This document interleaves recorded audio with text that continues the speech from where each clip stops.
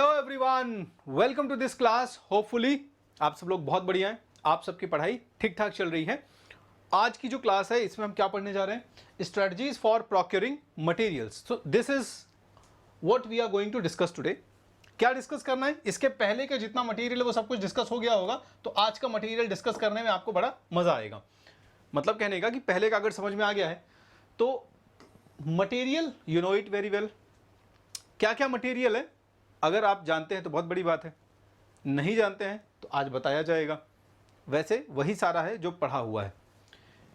इसको हम कहां से क्या कर रहे हैं? प्रोक्योर कर रहे हैं, उसकी स्ट्रेटजी। तो the strategies to procure material means Harappa में जितना भी क्राफ्ट प्रोडक्शन हो रहा है, हड़प्पा में जितना भी काम हो रहा है, इसके जस्ट पहले आपने फाइंडिंग अबाउट क्राफ्ट प्रोडक्शन पढ़ा है। तो अब आपको आगे लेके जा रहे हैं इस कहानी में कि क्राफ्ट प्रोडक्शन में इतने प्रीशियस मेटल्स, इतने precious stones, clay, everything has to be procured और locally it has to be produced. तो प्रोक्योर वर्ड इस्तेमाल किया गया, इसका मतलब बहुत क्लियर है। देखो एक एक वर्ड का इंपॉर्टेंस होता है। प्रोक्योर वर्ड है, इसका मतलब है कि इसकी खरीदी भी की गई है, ट्रेड भी हुआ है, दूर से चीजें लाई गई हैं, मंगाई गई हैं। तो कैसे हड़प्पन्स अलग अलग जगह से इन मटेरियल्स को ऑब्टेन करते थे, this is what we are going to discuss. So as is obvious, ये तो हमें बहुत अच्छे से समझ में आ गया है कि हड़प्पा में डिफरेंट टाइप का मटेरियल्स, वैरायटी ऑफ मटेरियल इस्तेमाल हुआ है क्राफ्ट प्रोडक्शन के दौरान। जैसे कि क्ले जिसके बारे में हमने बात कर ली, टेराकोटा के बारे में हमने बात किया था, याद होगा आपको, फायांस के बारे में हमने बात किया था। यस, इसके अलावा स्टोन तो हमने देखा, जैसे क्ले हो गया, स्टोन हो गया, मेटल्स हो गए। क्लियर है? तो इनमें से कुछ चीजें क्या थी? लोकली अवेलेबल थी। जैसे मिट्टी तो बहुत आसानी से everywhere it is available, it is available everywhere. So clay was available everywhere. Stones, timber, लकड़ी भी, ठीक है।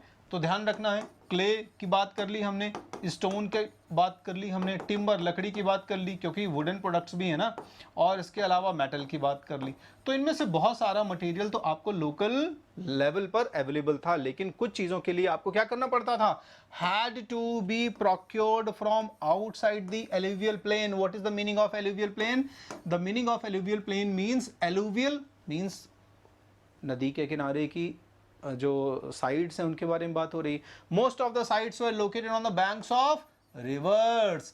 ज्यादातर जो साइट्स हैं वो नदियों के किनारे थी। हड़प्पा रावी नदी के किनारे है, मोहनजोदाड़ो सिंधु नदी के किनारे है, ऐसे ही सारी कुछ ना कुछ नदियों के किनारे। मैक्सिमम साइट, सारी की सारी नहीं, सारी वर्ड का मतलब इस्तेमाल करोगे तो फिर तो हर साइट नदी के किनारे हो जाएगी, लेकिन काफ़ी कुछ साइट्स जो हैं वो on the banks of river है।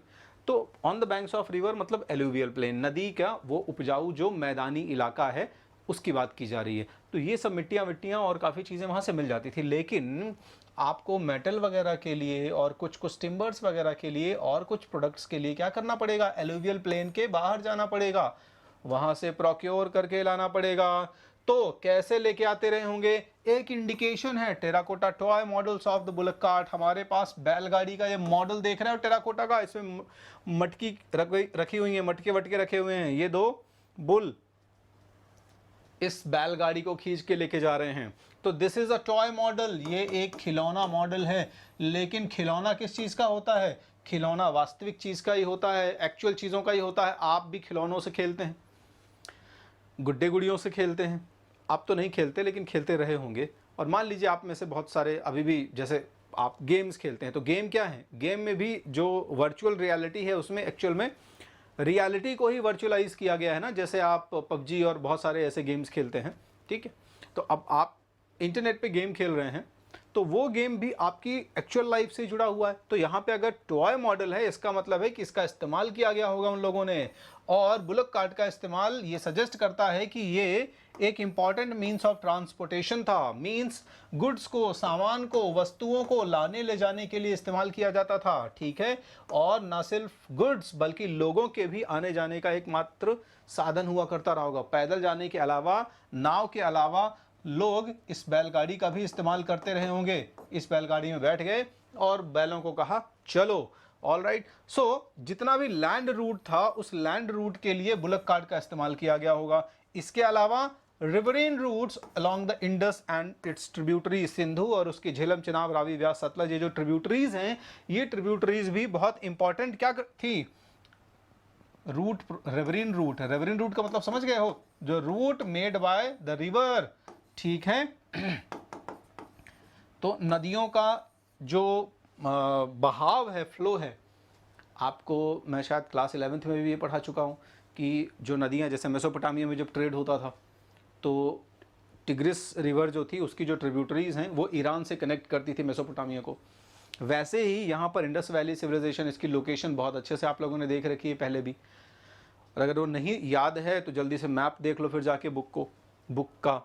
तो वहाँ पर आपको देखने को मिलेगा कि सीधा अरब सागर में सिंधु नदी गिर रही है, अरब सागर से फिर ये अरब कंट्रीज से भी कनेक्ट हो रही है, वहाँ से और आगे जाओगे तो मेसोपोटामिया से भी कनेक्ट हो जाएगी।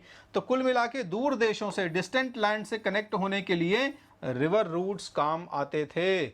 ऑलराइट, तो होपफुली ये पैराग्राफ पूरा क्लियर हो गया कि सामान ये सब कुछ हो गया, इन सबको लाने ले जाने के लिए बुलक कार्ट लैंड रूट के अलावा सी रूट।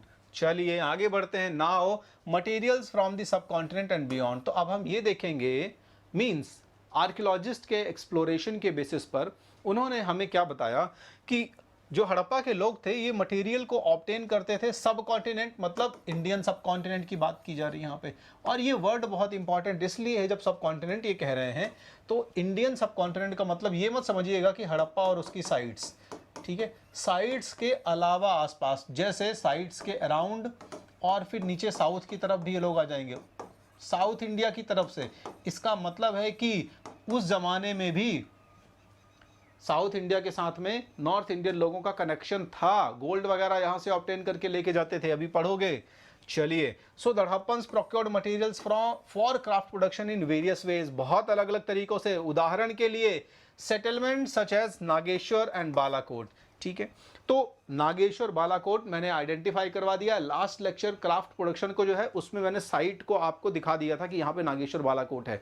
तो नागेश्वर बालाकोट जो साइट्स हैं, ये साइट कोस्टल एरिया में थी, आपको याद होगा, कोस्टल एरिया में थी, यानी कि समुद्र तट के आसपास थी, यानी कि जो वाटर बॉडीज हैं उसके आसपास थी। अब वाटर बॉडी होने के वजह से यहाँ पर एक तरीके का स्टोन होता है जो शेल स्टोन, आपको मैंने लास्ट लेक्चर में भी बताया था कि शेल क्या है, कॉन्च शेल। आपको मैंने बताया था कि शंख देखा होगा आपने, तो जो शंख है वैसा ही पत्थर, कॉन्च शेल तो समझते हो ना, बजाते हैं शंख को पूजा पाठ में। तो जो शेल है, ये शेल यहाँ से ऑब्टेन किया जाता था। क्लियर? तो this was the most important site Nageshwar Balakot from where shell was obtain. इसके अलावा साइट्स वेयर शोटुगाई इन फार ऑफ अफगानिस्तान, ये मैंने दिखाया था आपको, अफगानिस्तान के ये एरिड, सेमी एरिड एरिया में आता था। जब आपको ड्रेनेज सिस्टम पढ़ाया था तब शोटुगाई का लोकेशन भी दिखाया था। तो इस तरीके से ध्यान से पढ़ा करो तो एकदम एक बार के लिए हो जाएगा बढ़िया हिसाब किताब, और फिर वो हमेशा याद रहेगा। तो अफगानिस्तान की जो फार ऑफ साइट थी, मतलब दूर अफगानिस्तान में लोकेटेड थी near the best source of Lapis lazuli. तो यहां से क्या मिल जाता था, यहां से मिल जाता था एक ब्लू कलर का बहुत ही सुंदर स्टोन, जो कि आगे जाके बीड्स मेकिंग में काम आएगा, ज्वेलरी में काम आएगा। क्लियर है? तो this blue stone Lapis lazuli was obtained, it was highly valued, बहुत कीमती हुआ करता था ये। क्लियर है? Lothal which was near source of carnelian, carnelian आपको लास्ट लेक्चर में मैंने आइडेंटिफाई करवाया है, दिखाया है कि कैसा दिखता था कार्नेलियन। एक क्या है, रेडिश टाइप का एक प्रीशियस स्टोन है। यस, तो ये सब कुछ गुजरात से मिल गया, ठीक है, कार्नेलियन। फिर भरूच गुजरात से मिल गया, क्योंकि लोथल साइट गुजरात के ही आसपास थी, तो आज की मॉडर्न सारी साइटें इसी के अंतर्गत आ जाती हैं। स्टेटाइट को भी मैंने बताया था, एक तरीके की रॉक है। तो ये स्टेटाइट जो है it was obtained from the southern part of Rajasthan and northern Gujarat. इसके अलावा मेटल्स राजस्थान से, जैसे कॉपर, खेतड़ी की जो लोकेशन है, यहाँ पर सबसे बेस्ट क्वालिटी का कॉपर मिलता है। आपको ही पता होगा कि यहाँ पे खाने हैं, यहाँ पे माइंस हैं, ठीक है, खेतड़ी में, जहां से ऑब्टेन किया जाता था। चलिए, another strategy for procuring raw material may have been to send expeditions. अब अभी आपको क्या इन्होंने बताया कि सब कॉन्टिनेंट में मिल गया, लेकिन साथ में एक और वर्ड है beyond, means there are certain substances और certain materials for which they have to go beyond the subcontinent. यानी कि काफ़ी सारी चीज़ें तो इनको सब कॉन्टिनेंट में मिल जाएंगी, लेकिन कुछ चीज़ों को खोजने के लिए इनको बाहर जाना पड़ेगा, outside, they have to go outside the subcontinent. Alright, so subcontinent में तो ढूंढ लिया, अभी आपने सब कॉन्टिनेंट में देख लिया कि नागेश्वर बालाकोट से आप शेल्स लेके आ रहे हैं, शौर्तुगाई से आप लापिस लाजुली लेके आ रहे हैं, लोथल से आप इस तरीके का स्टेटाइट वगैरह लेके आ रहे हैं, राजस्थान से आप मेटल्स लेके आ रहे हैं। बट कौन कौन सी चीज़ें हैं जिनको आप यहाँ से तो ऑब्टेन कर ही रहे थे, उसके लिए आप बाहर भी जा रहे थे। तो सब कॉन्टिनेंट के साथ साथ अभी तो यहाँ पे सब कॉन्टिनेंट का ही चल रहा है, लेकिन आगे धीरे धीरे बियॉन्ड की भी बात करेंगे। अब देखो, सिर्फ हड़प्पा का जो एक मेन साइट हो गया, हड़प्पा की जो मेन साइट्स हो गई, ठीक है, तो उन साइट के अलावा भी आसपास में छोटी छोटी साइट हैं। समझ रहे हो क्या कहा जा रहा? इसका मतलब ये कि इंडस वैली सिविलाइजेशन जो है, इंडस वैली सिविलाइजेशन तो एक इंपॉर्टेंट साइट हो गई जो इंडस रिवर और उसकी ट्रिब्यूटरीज के आसपास थी। इसके साथ साथ पैरेलली छोटे छोटे और शहरों का एक जमावड़ा कह दो, एक सेटलमेंट कह दो, जो आसपास एरिया में है। तो अब बाकी कुछ कुछ चीज़ें हैं जैसे कि जो उनको लोकल मिल गई वो तो वहाँ से उन्होंने ऑब्टेन कर लिया। अब लोकल के बाद वो थोड़ा सा बाहर निकलेंगे अपने साइट के इलाकों से और फिर बियॉन्ड जाएंगे। समझ रहे हो क्या कह रहा हूँ मैं? कि पहले तो आपने क्या किया कि आपके इंडस वैली सिविलाइजेशन की जो साइट हैं, यहीं पर जो चीज़ें ऑब्टेन हो गई आपको, तो आपने अभी देख लिया कि कौन कौन सी चीज़ें आपको इंडस वैली सिविलाइजेशन की साइट पे ही ऑब्टेन हो गई। लेकिन कुछ के लिए अब आपको साइट के नियर बाय इलाकों में जाना पड़ेगा, नियर बाय इलाकों में जाना पड़ेगा। क्लियर है? तो इसको भी वो बियॉन्ड कह रहे हैं, प्लस जो कि सब कॉन्टिनेंट के बाहर, उसको भी बियॉन्ड में कवर किया जा रहा है यहाँ पे, यानी कि इंडिया के ही बाहर जाएंगे। ठीक है, आदान प्रदान, मेसोपोटामिया, ओमान और इन सब का जो जिक्र आएगा वो आगे आएगा अभी। चलो, तो जैसे खेतड़ी की बात कर रहे हैं, तो खेतड़ी को ये कह रहे हैं कि नियर बाई साइड थी। ठीक है, इसके अलावा साउथ इंडिया की बात कर रहे हैं, तो इन्होंने, मैंने अभी कॉपर के बारे में बात की थी, इन्होंने जो कहा कि खेतड़ी से कॉपर लेके आए, तो कॉपर राजस्थान में एक रीजन है, मैंने कहा खेतड़ी। ठीक है, दिस इज वेरी इंपॉर्टेंट। खिचड़ी का नाम अगर आपने सुना है तो बहुत बढ़िया। खिचड़ी के ही राजा ने स्वामी विवेकानंद को विवेकानंद का टाइटल दिया था। ठीक है, तो और उन्होंने ही काफ़ी कुछ अरेंजमेंट किए थे, ध्यान रखिएगा, उनके बाहर जाने के लिए। तो खेतड़ी बहुत इंपॉर्टेंट रोल रखते हैं, खेतड़ी के जो राजा थे। चलिए, तो कॉपर यहाँ पर मिला, कॉपर की बहुत बढ़िया ज़बरदस्त खान माइंस है यहाँ पर। और साउथ इंडिया से ये गोल्ड लेके आया, आपको पता होगा, KGF वगैरह तो देखा ही होगा, पिक्चर देखते होंगे अगर इंटरेस्टेड होंगे तो ना, कोलार गोल्ड फील्ड टाइप का कुछ नाम ऐसा था, है ना। तो मैंने कुछ कुछ देखा था, शायद पूरा तो नहीं देखा था। तो इस तरीके से यहाँ से गोल्ड मिल जाता था। चलिए, फिर दीज एक्सपीडिशंस एस्टैब्लिश्ड कम्युनिकेशन। अब इन एक्सपीडिशंस यानी इन अभियानों से ये डेलीगेशन जो भेजते थे, ग्रुप ऑफ पीपल्स को भेजेंगे ना कि जाओ खोजो, आसपास कुछ ऐसा मिल जाए हमारे काम का, ठीक है, जो कि हमारे मटेरियल की आगे क्राफ्ट प्रोडक्शन की रॉ मटेरियल के तौर पर काम आ सके, ठीक है, अवेलेबिलिटी को इंश्योर कर सके। तो फिर ये क्या करते थे, ये जाते थे, इससे एक चीज़ इंश्योर होती थी कि इनके कॉन्टैक्ट्स डेवलप होते थे, कम्युनिकेशन डेवलप होते थे। ठीक है, तो कॉन्टैक्ट से कम्युनिकेशन डेवलप होते थे। क्लियर, लोकल कम्युनिटीज़ के साथ। अब जैसे साउथ इंडिया की तरफ चले गए, तो अब इंडस वैली सिविलाइजेशन का कुछ हमको मिल गया होता पढ़ने का, तो शायद साउथ इंडिया के बारे में और सटीक जानकारी मिल जाती हम लोगों को। क्लियर है? चलिए, occasional finds of Harappan artifacts such as steatite microbeads in these areas are indication of such contact। अब आप ये क्वेश्चन पूछ सकते हो कि आर्कियोलॉजिस्ट कैसे ही कह देते हैं कि हड़प्पा के लोग साउथ इंडिया की तरफ गए होंगे। तो बिना किसी एविडेंस के इतिहास में बात नहीं होती है, और इतिहास में एविडेंस ही सब कुछ है। एविडेंस यहाँ पर देने की कोशिश कर रहे हैं लोग आपको। They are saying that microbeads made of steatite were found in these area. South India की तरफ ऐसा, भाई जब लेन देन हुआ होगा तो कुछ लेन देन में दो वर्ड है ना, लेन और देन, यानी कि पहले हमको आप कुछ दो, या फिर मान लो हम आपसे कुछ लेने आए हैं तो बदले में आपको दे के भी जाएंगे। क्लियर? तो ऐसा थोड़ी है कि आपको सिर्फ दे रहे हैं, फिर तो ये नाइंसाफ़ी हो गई ना, एक तरीके से नुकसान हो गया बेचारे का। तो वैसे ही यहाँ पर क्या हुआ, गिव एंड टेक वाली बात है, ट्रेड ऐसे ही होता है, व्यापार ऐसे ही होता है। ऑल राइट, तो होपफुली क्लियर हो गया होगा। माइक्रो बीट्स दिए इन लोगों ने स्टेटाइट के बने हुए, सुंदर आभूषण दिए, ज्वेलरीज दी, और फिर उनसे गोल्ड लिया, और फिर वादा करके गए होंगे कि और आएंगे, ये गोल्ड से सुंदर सुंदर आभूषण बनाएंगे, तुमको दे के जाएंगे, टेंशन मत लो। चलिए फिर there is evidence that Khetri area for what archaeologists call the Ganeshwar Jodhpur culture।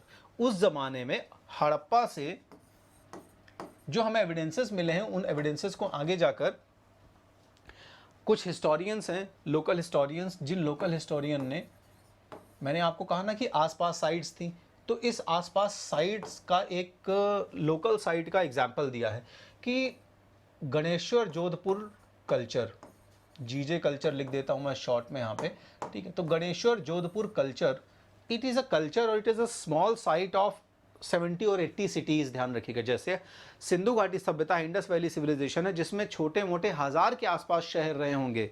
ध्यान रखिएगा, सिंधु घाटी सभ्यता ऐसी छोटी मोटी सभ्यता नहीं थी, क्लियर है। तो 1000 के आसपास छोटे मोटे बड़े सब कुछ मिला के शहर रहे होंगे। वैसे ही एक शहर था वहाँ पे पास में, गणेश्वर जोधपुर कल्चर, जिसे हम बाद में खेतड़ी के नाम से जिस एरिया को जानते हैं। तो गणेश्वर जोधपुर कल्चर, ये आज अगर आप जाना चाहो तो राजस्थान के सीकर डिस्ट्रिक्ट के आसपास आपको मिल जाएगा, राजस्थान के सीकर की तरफ आपको मिल जाएगा।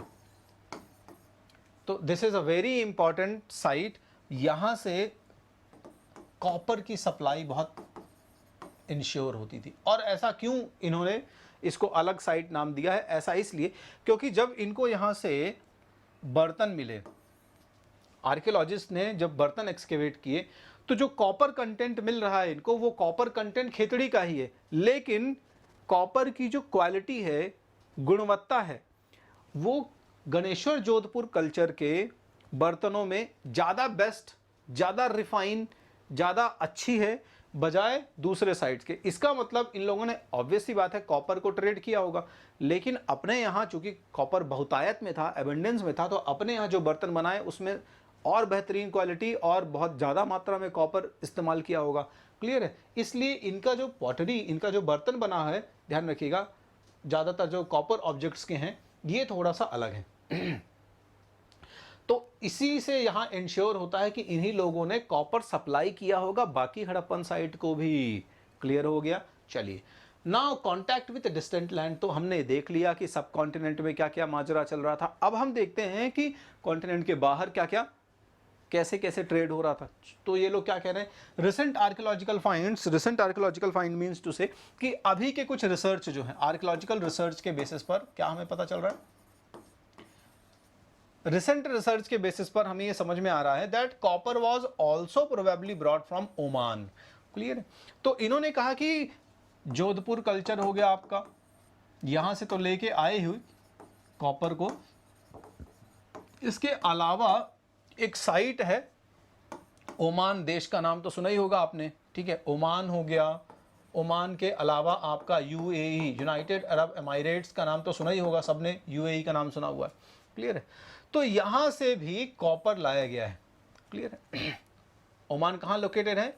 अरेबियन पेनिनसुला, आपको बहुत अच्छे से पता होगा, ये जो एरिया कहलाता है यहाँ पे रेड सी, ये यहाँ पे ये वाला इलाका जो है ये कहलाता है अरेबियन पेनिनसुला। मैप में देख लेना, तो अरेबियन पेनिनसुला में यहीं पर ओमान लोकेटेड है।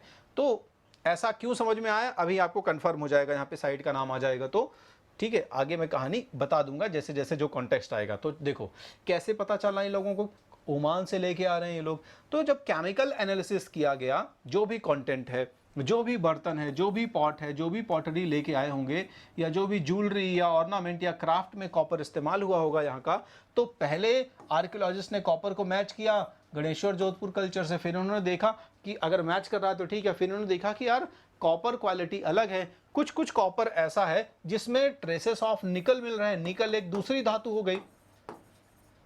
तो साइंस में अगर थोड़ा बहुत याद होगा, जो भी 10th तक पढ़ा है उसके बेसिस पर, ठीक है, तो कॉपर एक मेटल और निकल एक मेटल हो गई।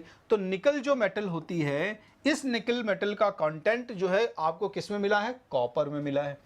और जो निकल कंटेंट यहां पर मिल रहा है, that was not present in the copper obtain from Khetri.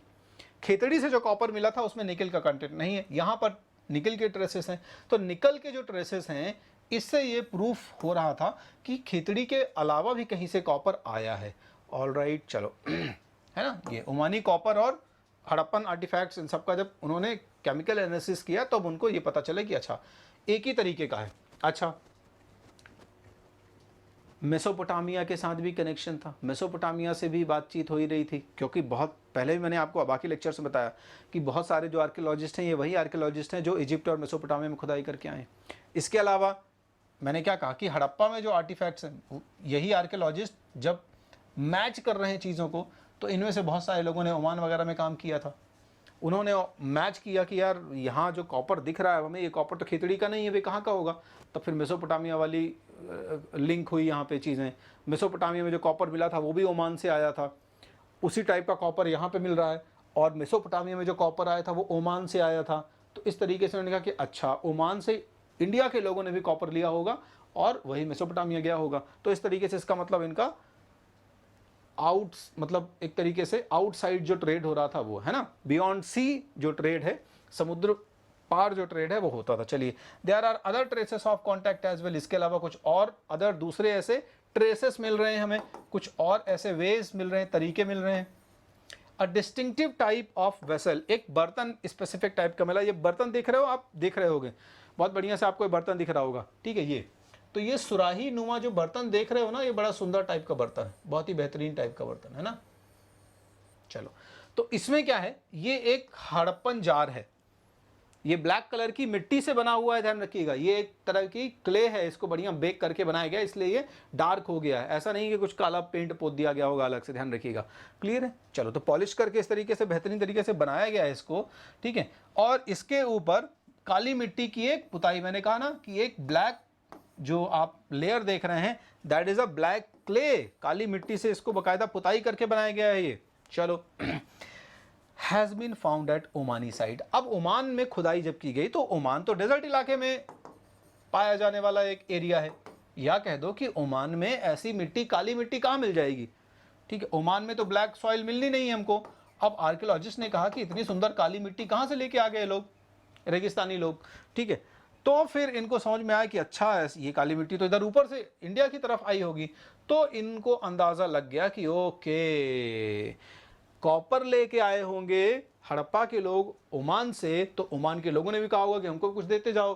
तो फिर ओमान के लोगों को इन्होंने क्या दिया, सुराही ले लो। क्यों सुराही ले लो, such thick coatings prevent the percolation of liquid. अब आपको पढ़ाया गया था पर्कोलेशन के बारे में, याद होगा अगर, तो मेरे ख्याल से 7वीं 8वीं की जो साइंस है उसमें पर्कोलेशन पढ़ के आए हो। अब वो बात अलग है कि कह दो कि हम साइंस के स्टूडेंट नहीं, अरे साइंस का स्टूडेंट हर कोई है, इतनी साइंस के बिना जीवन नहीं चल सकता आपका। मोबाइल तो चलाते हो, तो फिर कह दो कि नहीं हम तो हड़प्पा काल के आदमी हैं, ठीक है, हम ह्यूमैनिटीज़ ले लिए हैं तो अब हम साइंस ही नहीं पढ़ेंगे। तो बिना साइंस के हिस्ट्री नहीं और बिना हिस्ट्री के साइंस नहीं, ध्यान रखिएगा, एवरीथिंग इज इंटरलिंक। चलिए खैर मैं बता देता हूँ। देखो, पर्कोलेशन वेरी सिंपल क्या है कि ये जो कोटिंग होती थी prevent the percolation of liquids. तो दो चीज़ें होती हैं, एक तो आपको पर्कोलेशन करवाना है, दूसरा आपको नहीं करवाना है। मतलब आपको कुछ ऐसा सब्सटेंस रखना है, जैसे मान लो आप गर्मी के समय में, सिंपल सा कॉमन एग्जांपल दे देता हूँ जैसे समझ में आ जाए आपको, ठीक है, कि जैसे मान लो आप गर्मी के समय में मटके खरीदते हो। तो जब आप गर्मी में मटके वगैरह खरीदते हो तो आपको पानी को ठंडा करना है ना, आपको पानी को इस तरीके से ठंडा करना होता है। तो अब क्या होता है, आप देखते हो कि छोटी छोटी ड्रॉप्स क्रिएट हो जाती हैं। जब आप मटका खरीद के लेके आते हो और उसको रखते हो पानी को, तो ये छोटी छोटी ड्रॉप्स क्रिएट हो जाती हैं सरफेस के ऊपर, इसको पर्कोलेशन कहते हैं। क्लियर है। और फिर बाद में ये इवेपोरेट होंगी और इस इवेपोरेशन की वजह से ही पानी जो है वो बहुत बढ़िया ठंडा हो जाता है आपके मटके पे। तो ये जो रिसना, हिंदी में कह दूँ मगर, तो रिसना जो होता है इसको पर्कोलेट कहते हैं। बट रिसना का मतलब कि ऐसे नहीं कि सीधा पानी निकल के आना, जो मिट्टी की बहुत महीन कण होंगे ना, क्योंकि ये पूरा मिट्टी से बना हुआ मटका है, तो मिट्टी के जो महीन बहुत फाइन पार्टिकल्स होंगे उनके बीच से वाटर का जो निकलना, वाटर ड्रॉपलेट्स का, छोटी छोटी ड्रॉपलेट्स का बाहर आना, ये पर्कोलेशन कहलाता है। तो पर्कोलेशन से तो चीज़ें, लेकिन हो सकता है ओमान के लोगों को अभी पानी पीने के लिए नहीं, ओमान के लोगों को कुछ मदिरा वगैरह, कुछ अल्कोहल या शराब या कुछ दूसरा मटेरियल रखने के लिए, चावल वावल रखने के लिए, या कुछ भी अनाज रखने के लिए बर्तन चाहिए जिसमें पर्कोलेशन ना हो, ठीक है। तो पर्कोलेशन को प्रिवेंट करता था ये जो ब्लैक लेयर की कोटिंग होती थी, ये कोटिंग प्रिवेंट करती थी पर्कोलेशन को, इसलिए इनको ये चाहिए था। हो सकता है कुछ मदिरा वदिरा रखने का प्लान बन रहा हो इनका, कुछ भी इस तरीके से रखने का प्लान रहा होगा। तो इनको ऐसा जार चाहिए था जो लिक्विड को परकोलेट करे। और हड़प्पा के लोग तो वैज्ञानिक ही हैं, पहले से इंजीनियर हैं एक नंबर के, है ना, तो वो ये सब काम में बहुत आगे हैं, तो इसलिए वो पहले से बना के रखे। तो उनका ये लो एकदम एक नंबर काम हो जाएगा। We do not know what was carried in these vessels, इसीलिए मैं आपको नहीं बता पा रहा। अगर ये बता दिए होते तो मैं डेफिनेटली आपको बताता कि ओमान के लोग क्या रखते थे इसमें, अब वही जाने कि क्या रखते थे। But it is possible that the Harappans exchange the contents of these vessels for Omani copper. ठीक है, ये हमने पहले ही बात कर ली कि कॉपर के बदले में इस तरीके के जारों का एक्सचेंज हुआ होगा। Mesopotamian text datable to the 3rd millennium before common era, यानी कि ईसा से 300 साल पहले, लगभग 300 बिफोर कॉमन एरा के आसपास की बात है। ठीक है, BCE, सॉरी BCE की बात है, 300 BCE की बात है, मतलब ईसा के बाद की बात है। तो सॉरी BCE है ना, हाँ, तो बिफोर कॉमन एरा यानी ईसा के पहले की बात है। So refer to copper coming from a region called Magan. अब मैंने कहा था कि मेसोपोटामिया में इसका जिक्र है। मेसोपोटामिया के लोग जो भी काम करते थे, जो भी लेके आते थे, उसका रिकॉर्ड मेंटेन करते थे। आपको याद होगा मेसोपोटामिया के लोग रिकॉर्ड मेंटेन करते थे ना, और वो एक टैबलेट में इसको लिखते थे, एक टैबलेट में बाकायदा सारी चीज़ें नोट किया करते थे, स्टोर किया करते थे। 11th में पढ़ के आए हो। तो मेसोपोटामिया के लोगों ने जो कॉपर लाया होगा उस कॉपर का जिक्र किया है और कहाँ से लेके आए हैं उसका जिक्र किया है। तो मेसोपोटामिया ने अपने टैबलेट में लिखा मगान या मजन के बारे में, ध्यान रखिएगा दोनों शब्द इस्तेमाल किए जाते हैं, मजन या मगान दोनों शब्द इस्तेमाल किए जाते हैं। तो उन्होंने मगन नाम की साइट को मेंशन किया है। बाद में आर्कियोलॉजिस्ट ने जब एक्सप्लोर किया है तो उन्होंने कहा कि मगान और कुछ भी नहीं है। आज की डेट में जो ओमान है ना, ओमान और UAE का जो इलाका है, इसको पहले पूरा एक नाम देते थे मगान, ध्यान रखिएगा। क्लियर है, तो ये ओमान का ही पुराना नाम हुआ करता था।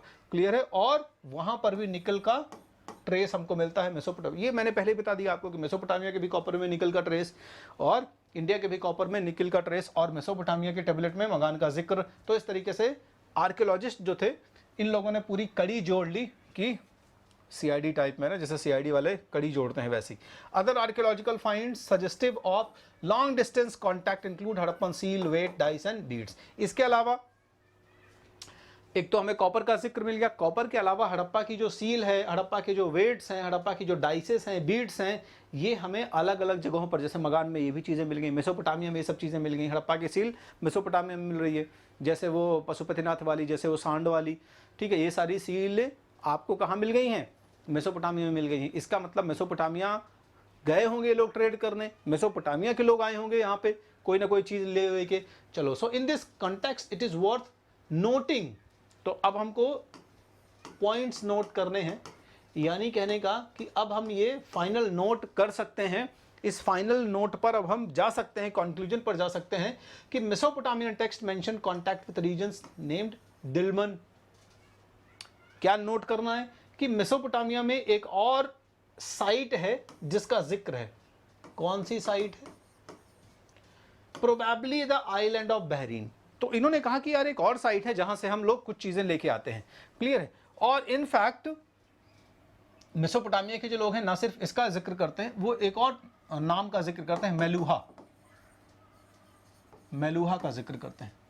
तो ये जो दो अलग अलग नाम, दिलमन और मेलुहा और मगान, इन शब्दों का जिक्र करते हैं मेसोपोटामिया के लोग। ये इंपॉर्टेंट इसलिए है, ये नोट करने लायक इसलिए है क्योंकि हड़प्पा में भले आपको कोई ऐसी चीज नोट वाली नहीं मिली है, लेकिन मेसोपोटामिया के लोग तो सब कुछ नोट करके रख रहे थे, और नोट तो हड़प्पा के लोग भी कर रहे थे। यार दुख की बात यह है कि हड़प्पा की स्क्रिप्ट पता नहीं किस जमाने की थी, क्या थी, कैसे थी, क्यों वो कैरी फॉरवर्ड नहीं हो पाई, और आज के डेट में जो हम स्क्रिप्ट इस्तेमाल करते हैं उसका कोई लेने देना नहीं हड़प्पा से।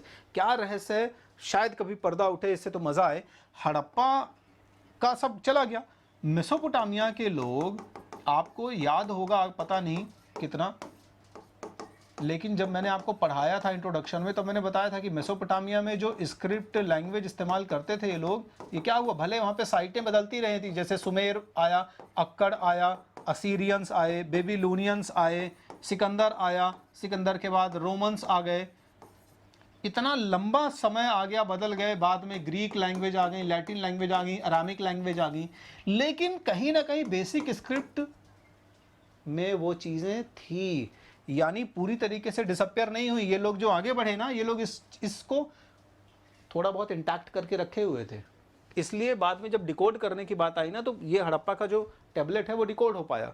तो इन लोगों ने क्या किया था, उस टेबलेट में नोट लिखी हुई थी। क्या नोट लिखी थी कि हम बहुत सारी चीज़ें दिलमन से लेके आ रहे हैं, दिलमन के अलावा मगान से लेके आ रहे हैं, मगान के अलावा मेलुहा से लेके आ रहे हैं। तो दिलमन डिकोड किया इन्होंने आर्कियोलॉजिस्ट ने बहरीन के लिए, मगान को डिकोड किया ओमान और यूएई के लिए, फिर मेलुहा, तो मेलुहा डिकोड हुआ आईवीसी के लिए, इंडस वैली सिविलाइजेशन के लिए, ध्यान रखिएगा, क्लियर है। या हड़प्पन रीजन, रीजन वर्ड इसीलिए इस्तेमाल किया गया यहाँ पे कि किसी एक साइट के लिए नहीं, मेसोपोटामियंस का माइट भी कहना ये होगा कि ये पूरे एरिया के लिए। So the mention the products from Meluha, तो ये क्या कहते हैं, अब यहाँ पर चीज़ें एकदम क्लियर हो जाएंगी। आर्कियोलॉजिस्ट कह रहे हैं कि हमारा जो पहले डाउट था वो कंफर्म हो गया कि, तो यहाँ पर आप भी कंफर्मेशन लिख देना, टेंशन मत लो, अब एक आध दो जगह तो कंफर्मेशन होगा पूरे चैप्टर में। तो आर्कियोलॉजिस्ट क्या कह रहे हैं कि मेसोपोटामिया के लोग अपने टैबलेट्स में लिख रहे हैं कि हम बहुत सारे अच्छे अच्छे प्रोडक्ट्स लेके आ रहे हैं मेलुहा से। कौन सी चीज़ें, कार्नेलियन लेके आ रहे हैं, सुंदर सुंदर जो हम ज्वेलरी पहन रहे हैं जिससे हम हैंडसम और स्मार्ट बन जाते हैं, ये ज्वेलरी हम कहाँ से लेके आ रहे हैं, हम मेलुहा से लेके आ रहे हैं, ठीक है। लैपिस लाजुली लेके आ रहे हैं, कॉपर लेके आ रहे हैं, गोल्ड लेके आ रहे हैं। और आप 11वीं क्लास में ये भी पढ़ के आए हो कि मेसोपोटामिया में मेटल्स, प्रीशियस मेटल्स बाहर से ही आती थी, क्लियर हो गया। तो अच्छा गोल्ड यहाँ मिल जाता था, कॉपर मिल जाता था, वेराइटीज ऑफ वुड मिल जाते थे। तो ये सारी चीज़ें मेलुहा से लेके आ रहे हैं कौन, मेसोपोटामिया के लोग। ये बात मेसोपोटामिया के लोग लिख रहे हैं। साथ ही एक बड़ी मज़ेदार बात लिख रहे हैं, क्या कह रहे हैं, अब Mesopotamian myth says of Meluha, Mesopotamia की पुरानी किंवदंतियाँ, पुरानी कहावतें होती हैं, ऐसे होता है ना कि पुरानी बात कह के जाते हैं सयाने बड़े बूढ़े, मिथ टाइप का कुछ ऐसा। तो मेसोपोटामिया में एक मिथ फेमस था जिसमें क्या टैबलेट में लिखा हुआ है ये सब कुछ, may your bird be the haja bird, may its call be heard in the royal palace. Royal palace का मतलब मेसोपोटामिया। आपने मारी का रॉयल पैलेस, उर्क और उर के शहरों के बारे में पढ़ा होगा, 11th में नहीं याद है। मेसोपोटामिया पीछा नहीं छोड़ेगा, खासकर फर्स्ट चैप्टर में तो नहीं छोड़ेगा, बाद में सेकंड चैप्टर से गायब हो जाएंगे। अभी पुरानी पुरानी चीज़ों के बारे में बात हो रही है तो देखो लिंक करके पढ़ने में मुझे आने ही चाहिए आपको, और नहीं आते हैं तो फिर लिंक नहीं कर पाओगे तो फिर स्टोरी कंसोलिडेट नहीं हो पाएगी दिमाग में। देखो तो ये क्या है, एक किंवदंती बनी हुई थी, जो भी वहाँ पे एक होता था ना कि कहावतें चलती थी कि जैसे ऐसा है उनके साथ में, ऐसा कुछ भी। तो यहाँ पर मेसोपोटामिया के लोग कह रहे हैं कि may your bird be the haja bird. अब माइट भी हज़ा बर्ड जो भी रहा हो, कोई हज़ा नाम का पक्षी था। अब ये इतना सुंदर लगा होगा इन लोगों को, फैसिनेटिंग लगा होगा देखने में, है ना, या फिर इनके मन में आता रहा होगा कि काश ऐसा हमारे यहाँ हो, या फिर हो सकता है हज़ा बर्ड करके कोई ऐसा पक्षी रहा हो जो इनके यहाँ रहता रहा हो और बड़ा सुंदर तरीके से बोलता रहा होगा, कोयल रही होगी या मोर रहा होगा, माइट भी मोर रहा होगा, ठीक है, ऐसा ये लोग कहते हैं।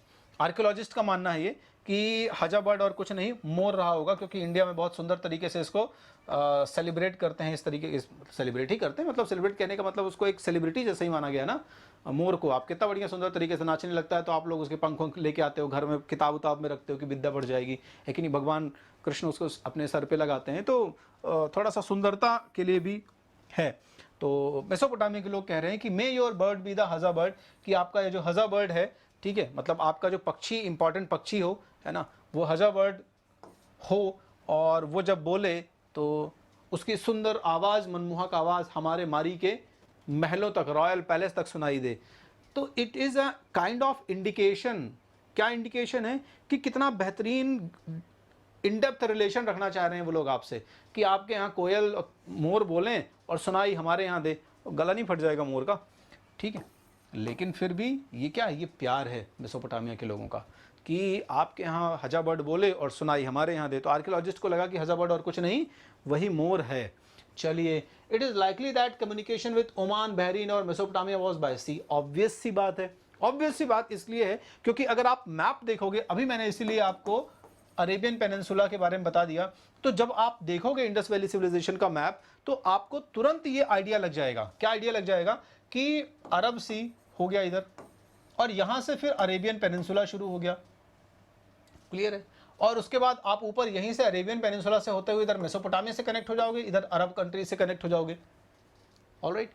तो बिना सी कांटेक्ट के ये ट्रेड तो पॉसिबल ही नहीं था। तो बहरीन और मेसोपोटामिया, मतलब ओमान, बहरीन और मेसोपोटामिया के साथ हड़प्पा के लोग अगर ट्रेड किए होंगे तो डेफिनेटली 110% वो नावों जहाज़ों में बैठ कर ही गए होंगे, यानी समुद्र में ही बैठ के गए होंगे, बिना समुद्र के पॉसिबल ही नहीं है। क्लियर है? तो बढ़िया समुद्र में बैठ के चप्पू चला के गए होंगे। So Mesopotamian text refer to Meluhha as a land of seafarers. ये बात भी और कंफर्म हो जाती।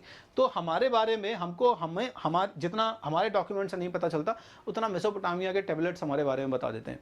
मेसोपोटामिया के टेबलेट क्या कहते हैं कि मेलुहा के जो लोग हैं ये समुद्र में चलने वाले लोग हैं, समुद्री यात्राएं करने वाले लोग हैं। ऑलराइट, तो समुद्री यात्राएं करने वाले लोग हैं, इट सिंपली मीन्स की सी ट्रेड करते रहे होंगे लोग। We find depiction of ships and boats on seal. इसके अलावा हड़प्पा की जो सील हैं, मोहरें हैं, उनमें हमको क्या शिप और बोट्स देखने को मिलती हैं, जहाज बढ़िया बड़े बड़े, ठीक है, बड़े बड़े जहाज जो हैं वो आपको देखने को मिल जाएंगे, है ना, इस टाइप के। तो इसका मतलब साफ है कि कुछ और नहीं, सी ट्रेड होता था। चलिए, तो इस तरीके से आज का ये जो पर्टिकुलर चैप्टर था प्रोक्योरिंग मटेरियल, ये कंप्लीट हुआ। टॉपिक कंप्लीट हुआ। और इस टॉपिक के साथ साथ आप जैसे ही वीडियो देखोगे, थोड़ा सा अगर पढ़ लोगे पैराग्राफ, मैं तो कहूँगा कि वीडियो देखते समय थोड़ा सा बुक को सामने रख लिया करो, तो 110% तुम्हारा कंसोलिडेट हो जाएगा वो जो स्टोरी है, वो जो पैराग्राफ है। दोबारा हल्का सा रिवीजन करोगे, हमेशा रिफ्रेश हो जाया करेगा वो चीज़। चलो, तो नेक्स्ट वीडियो के साथ में जल्दी से मिलते हैं। तब तक अपना ध्यान रखिए, बहुत अच्छे से पढ़ते रहिए। Thank you.